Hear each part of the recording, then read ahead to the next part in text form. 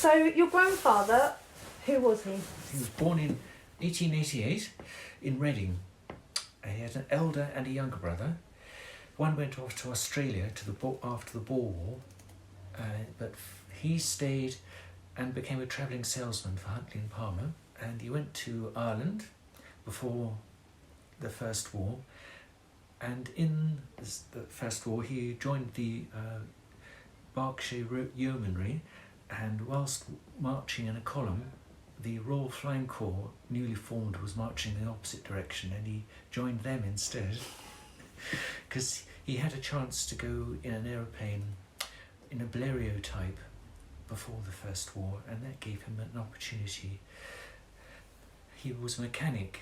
His eyesight meant he wasn't good enough as a pilot, but he had an ability with mechanical things. And by 1920, my father came along, and the opportunity to work for Cyril Beaumont, who was a ballet and music and book publisher in London. And from that, this led to other commercial work in London and Charing Cross. He had an agent, but by 1937 his eyesight was deteriorating with glaucoma, and by the Second War he retired. He was considered to take on from Claude Lovett-Fraser, who died in 1920, that sort of time, and his early illustrations had an influence of Claude Lovett-Fraser. His later work, because he became more practiced and confident, he based it on toys, a lot of his illustrations with the toy shops, and he liked the magical mystery.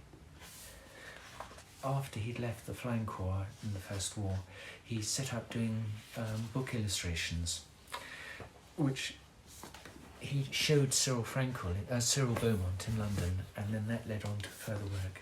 Yes, he married, and then he produced illustrations for my grandmother, which then led on to further work, as written in the book. I remember him as tall, too thin, with very thick glasses on, and a pipe, always having a pipe. But he showed me how 3 lines on a piece of paper going to a point, then adding a few uprights, and then a few coming down, form telegraph poles on a railway line, vanishing into the distance. And I thought it was magic, how a flat sheet of paper suddenly became different. And now I can make paper 3-dimensional myself.